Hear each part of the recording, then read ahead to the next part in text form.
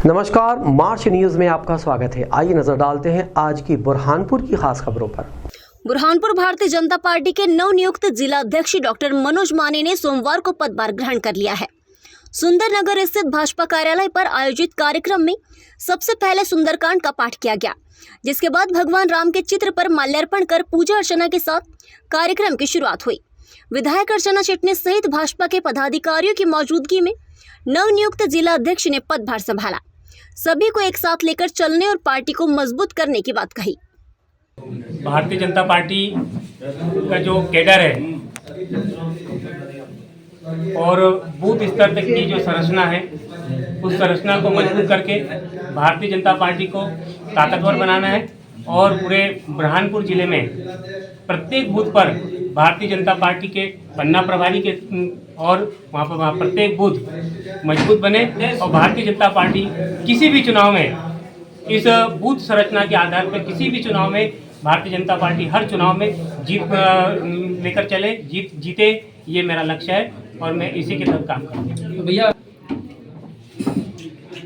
मेरा बचपन से ही ईश्वर में बहुत आस्था है और इस आस्था के तहत ही आज सुंदरकांड का कार्यक्रम मैंने रखा है।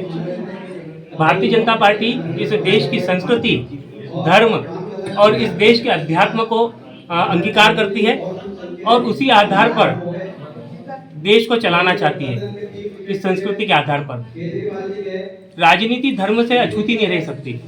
धर्म के अंकुश से ही राजनीति सही दिशा में चल सकती है। इसलिए हम लोग इस देश में धर्म और संस्कृति के अध्यात्म के आधार पर राजनीति को चलाना चाहते हैं। इसी उद्देश्य के तहत हमने आज सुंदरकांड का बहुत सी चुनौतियां भी होगी अब आपके सामने, उसको कैसे निपटेंगे?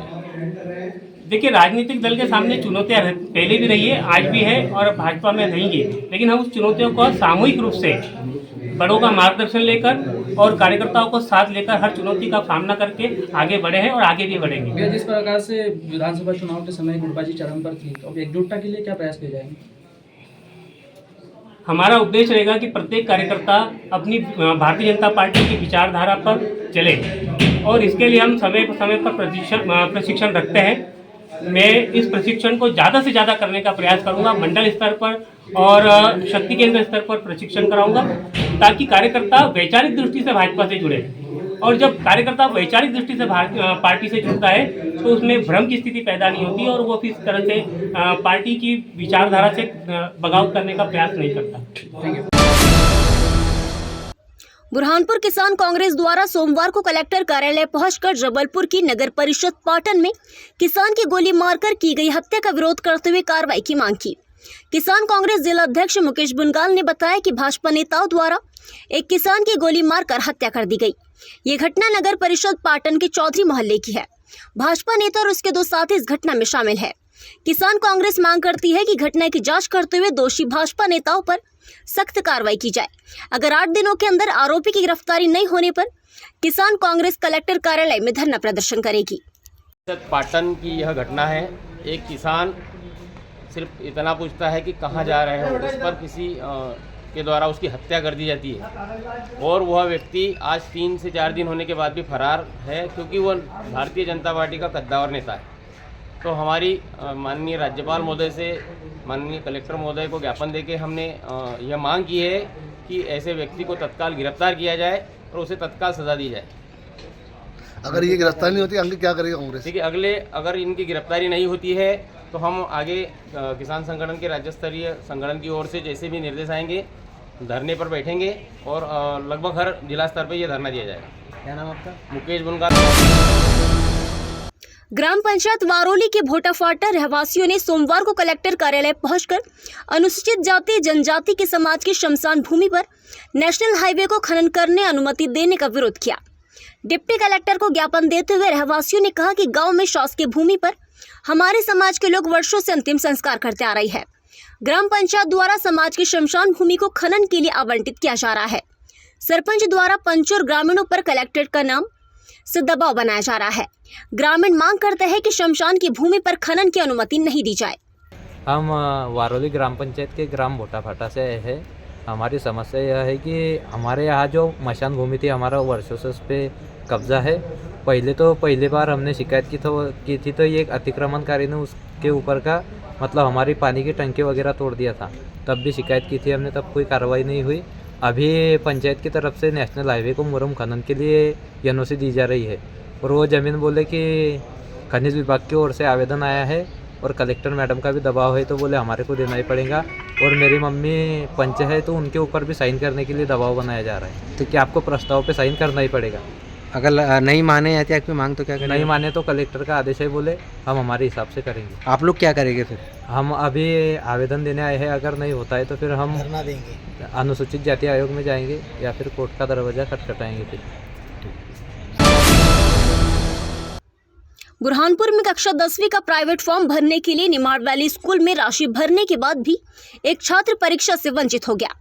स्कूल द्वारा परीक्षा फॉर्म नहीं भरे जाने पर सोमवार को छात्र के पालकों ने स्कूल पहुंचकर विरोध दर्ज कराते हुए स्कूल प्रबंधन पर लापरवाही का आरोप लगाया। जानकारी के अनुसार खानकावाड़ निवासी मुदस्सिर पिता शेख अकील ने एमपी बोर्ड प्राइवेट परीक्षा देने के लिए निमाड़ वैली स्कूल में फीस का भुगतान किया था, लेकिन स्कूल प्रबंधन द्वारा परीक्षा फॉर्म नहीं भरने के कारण छात्र अब परीक्षा से वंचित हो गया है। पालकों ने स्कूल प्रबंधन पर कार्रवाई की मांग की। वहीं स्कूल संचालक आस्था राय ने बताया कि छात्र ने प्राइवेट परीक्षा के लिए आवेदन किया था, लेकिन अपने दस्तावेज जमा नहीं कराए थे, जिस कारण छात्र का फॉर्म नहीं भर सका है, जिसकी सूचना हमने कई बार छात्र को भी दी थी।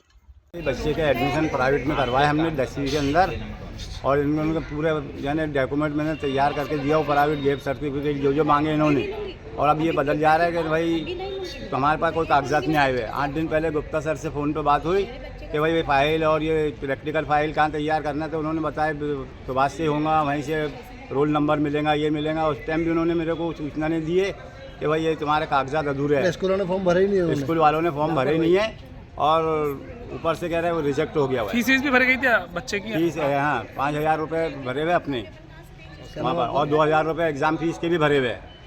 एनरोलमेंट नंबर के 700 रुपये, 1,300 रुपये एग्ज़ाम फीस या भरने के। क्या बच्चे का साल खराब हो गया? बच्चे का साल खराब हो गया हुआ है पूरा, और पूरे यानी वो साल बचाने के लिए हमने 2 साल गैप हो गया था, तो गैप सर्टिफिकेट भी बनवा के दिए उनको, शपथ पत्र पे।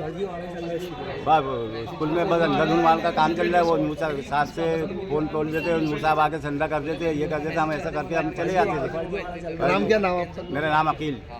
तो क्या पूरा मामला था और आपने क्या समझा? हाँ देखिए, उसमें क्या था, वो बच्चे ने हमारे यहाँ एडमिशन लिया था, लेकिन उसने टीसी और कोई भी ओरिजिनल डॉक्यूमेंट्स हमारे पास सबमिट नहीं किए थे। हमने उसको 2 महीने का समय दिया, और एक इंसानियत के नाते बच्चे टीसी बाद में भी लाते हैं, क्योंकि कई बार क्या ऐसा होता है कि उनके पुराने स्कूलों के ड्यूज़ क्लियर नहीं होते, तो उसके कारण हमने उसको बहुत टाइम दिया कि तुम टीसी ले आओ, टीसी ले आओ, टीसी ले आओ। पर उसने टीसी, मार्कशीट, और वो उसका गैप भी था, कोरोना काल में वो कहीं 2 साल पढ़ा भी नहीं था, गैप सर्टिफिकेट, ये तीनों चीज़ें उसने हमको सबमिट नहीं की। और जब अपन गैप के बाद में कहीं मतलब बोर्ड का फॉर्म भरते हैं तो सारे ओरिजिनल डॉक्यूमेंट्स की हमको ज़रूरत पड़ती है।